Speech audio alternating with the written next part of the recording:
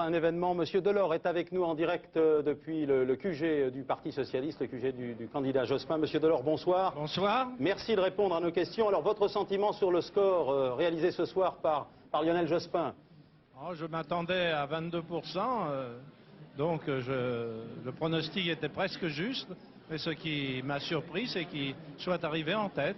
Et cela est dû, bien entendu, à la dispute entre les deux candidats du RPR et aussi au fait que dans les 2 dernières semaines, Jacques Chirac a souvent changé d'opinion sur des sujets importants comme le financement ou l'Europe. Jacques Delors, pour le second tour, quel type de campagne doit maintenant faire Lionel Jospin pour espérer l'emporter? Parce que les réserves, on l'a vu encore ce soir, les réserves de voix dont il peut disposer à gauche ne sont pas énormes tout de même.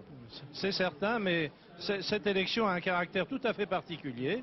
Il s'agit d'un contrat à passer entre les citoyens et les citoyennes d'un côté, un candidat de l'autre, et compte tenu du fait que Lionel Jospin entend être un président citoyen, entend ne pas monopoliser le pouvoir pour lui, mais le partager avec le Parlement, avec les régions et autres, il me semble qu'il est bien placé pour gagner au second tour, en dépit de ce que donne la sociologie électorale. Jacques Delors, une question à l'Européen que vous êtes. Est-ce que vous n'êtes pas inquiet ce soir de l'ampleur, je dirais, du vote protestataire et du vote national incarné par les scores obtenus ce soir par Philippe de Villiers et Jean-Marie Le Pen, par exemple? Vous savez, les dernières enquêtes d'opinion qui ont été faites dans tous les États européens montrent que 2 Français sur 3 sont en faveur, résolument en faveur de la construction de l'Europe.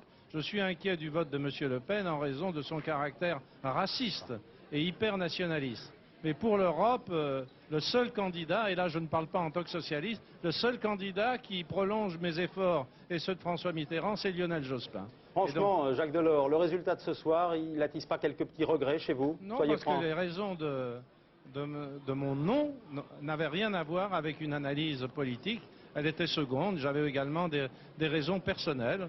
Et après tout, si je me suis trompé d'analyse politique, tant mieux pour la gauche et surtout tant mieux pour la démocratie. Car je vous rappelle que beaucoup d'augures disaient que ce serait l'effondrement de la gauche. Alors tout le monopole du pouvoir à la droite, mais ce n'est pas sain pour la démocratie. Ce rééquilibrage est dû au bon sens des Français et croyez-moi, ce n'est pas fini. Jacques Delors, je vous remercie d'avoir répondu en direct à nos questions.